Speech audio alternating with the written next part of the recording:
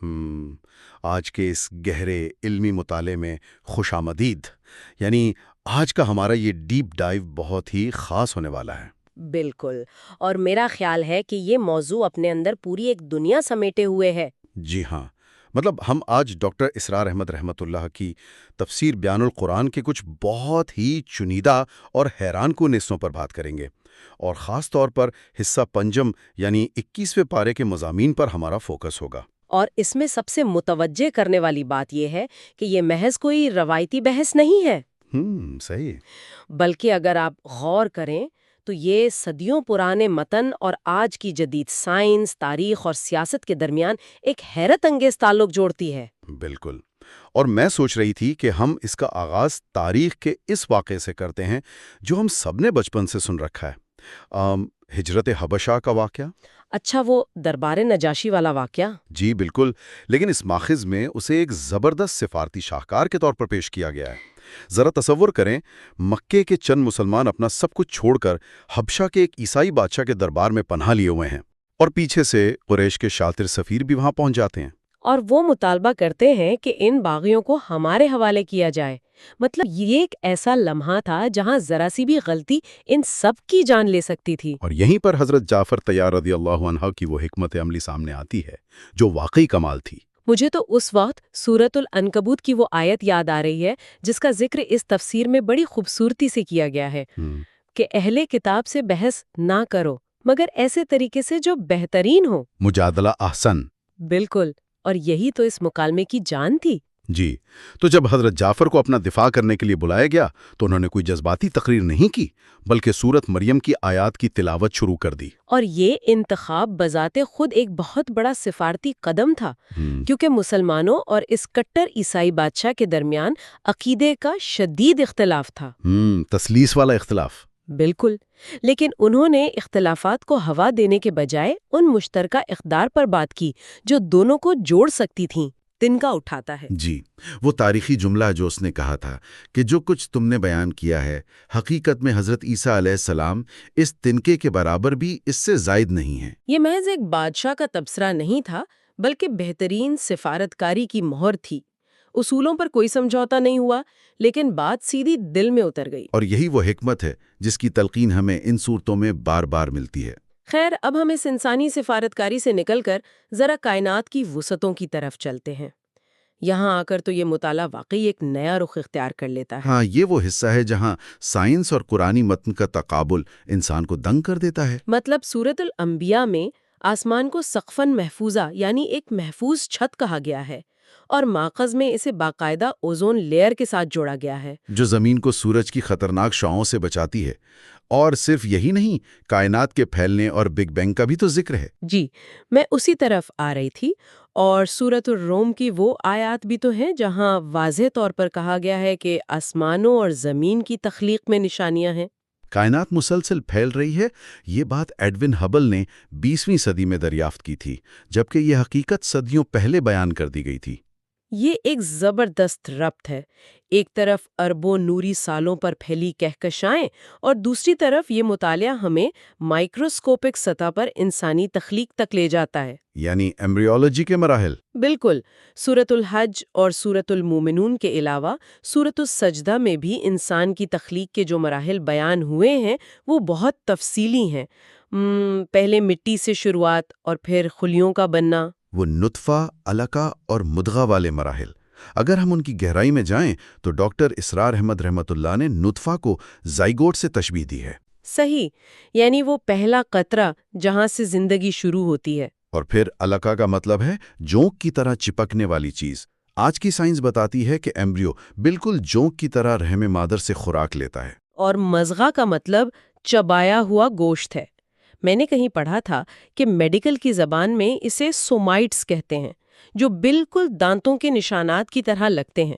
بالکل، اور اسی حوالے سے اس کتاب میں ڈاکٹر فضل الرحمان کا وہ مشہور واقعہ بھی ہے جب ایک یہودی عالم نے انسانی تخلیق کے بارے میں سوالات کیے تھے۔ اور جب انہیں ان مخصوص مراحل کا جواب ملا تو وہ حیران رہ گئے۔ اور ساتھ ہی سورۃ السجدہ میں یہ بھی تو ہے کہ پھر اسے درست کیا اور اس میں اپنی روح میں سے پھونک دیا۔ یہ مادی تخلیق کے بعد روحانی تکمیل کا مرحلہ ہے، اور یہ ہمیں بتاتا ہے کہ انسان صرف گوشت پوست کا پتلا نہیں ہے۔ یہ علم کا کیسا عجیب امتزاج ہے نا، کہ انسان کائنات کی وسعتوں پر بھی غور کر رہا ہے اور اپنے اندر موجود ایک خلیے پر بھی۔ اور پھر اسی انسان کا ہر عمل اللہ کے علم میں ہے، جیسا کہ سورۃ العنکبوت میں کہا گیا ہے کہ وہ سب اعمال کو دیکھ رہا ہے۔ بالکل۔ اچھا، اب ہم اس سائنسی بحث سے نکل کر ذرا زمین پر چلتے پھرتے انسانوں کی سیاست اور نظریات کی طرف آتے ہیں۔ یہ اس تفسیر کا ایک اور بہت ہی فکر انگیز حصہ ہے۔ جی، یہاں کارل مارکس کے نظریے یعنی جدلیاتی مادیت کا بڑا گہرا تذکرہ ملتا ہے، جس کا لب لباب یہ ہے کہ تاریخ کی ہر جنگ اور حرکت کے پیچھے صرف پیٹ کی بھوک اور دولت کی ہوس ہے۔ یہاں میں یہ واضح کر دوں کہ ہم مکمل غیر جانبداری کے ساتھ اس علمی تجزیے کو پیش کر رہے ہیں۔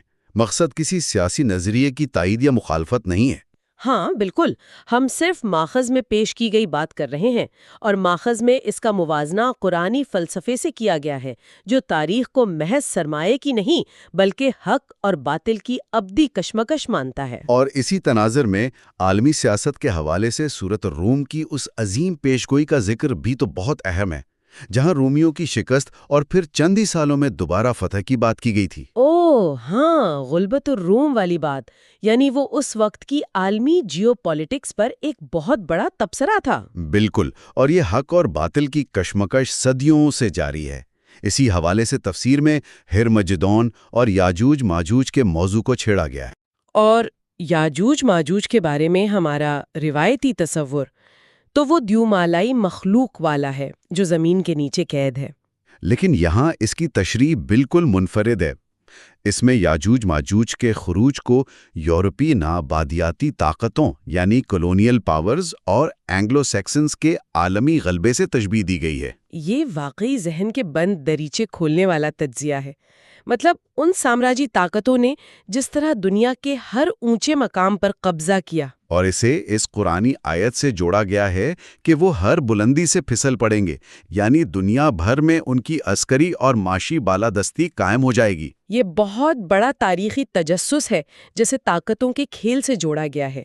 اور ہم یہ بھی واضح کر دیں کہ یہ محض ماخذ کا تاریخی نقطہ نظر ہے، ہم کسی پر تنقید نہیں کر رہے۔ بالکل، ہم صرف اس دلچسپ تجزیے کو سامنے لا رہے ہیں جو اس تفسیر کا حصہ ہے۔ صحیح۔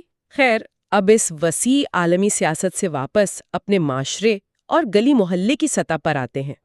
تفسیر کے آخری حصے میں معاشرتی تحفظ پر بڑی تفصیلی بات کی گئی ہے، خاص طور پر سورۃ النور اور سورۃ الاحزاب کے مضامین۔ ایک جھوٹی خبر یا بہتان سیکنڈوں میں کسی کی پوری زندگی تباہ کر دیتا ہے، وہاں ان صورتوں کے احکامات بہت ہی اہم لگتے ہیں۔ سورۃ النور میں افواہوں اور تہمتوں کی جو سنگینی بیان کی گئی ہے، وہ دراصل معاشرے کو اندر سے کھوکھلا ہونے سے بچانے کے لیے ہے۔ اور اسی سے جڑا ہوا وہ پردے کا نظام ہے جس پر بات ہوئی ہے۔ عام طور پر ہم حجاب یا جلباب کو صرف لباس کی ایک پابندی سمجھتے ہیں، لیکن ماہرانہ تجزیے میں اسے ایک جامع نظام عفت و عصمت کہا گیا ہے۔ یہ صرف لباس نہیں بلکہ نگاہوں کی پاکیزگی اور خاندانی نظام کا تحفظ ہے۔ یعنی یہ معاشرے کو اخلاقی تباہی سے بچانے کے لیے ایک فائر وال کی طرح کام کرتا ہے۔ بالکل، اور خاندانی نظام کو مضبوط کرنے کے لیے ہی تو سورۃ الاحزاب میں ازواج مطہرات کو نصیحتیں کی گئیں، جو پوری امت کے لیے رول ماڈل بنی، اور منہ بولے بیٹوں کے حوالے سے خاندانی حدود کو واضح کیا گیا۔ اور پھر سورۃ لقمان میں جو والدین کے حقوق کی بات کی گئی ہے، وہ بھی اسی خاندانی اکائی کو مضبوط کرنے کی کڑی ہے۔ یقیناً خاندان معاشرے کا بنیادی خلیہ ہے، اور لقمان کی حکمت کا سب سے پہلا سبق یہی تھا کہ شرک نہ کرو اور پھر والدین کے ساتھ حسن سلوک کرو۔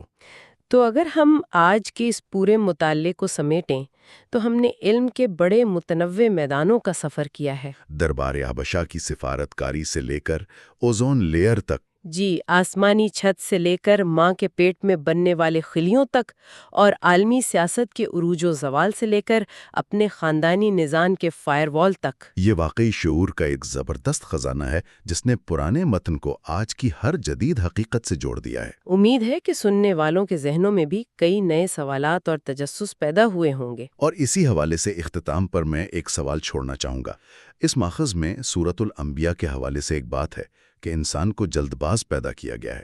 خلق الانسان من عجل، یہ بہت گہری بات ہے۔ آج ہم کائنات کے راز دریافت کر رہے ہیں، بگ بینگ سمجھ رہے ہیں، جنیات اور مصنوعی ذہانت کے عروج پر ہیں۔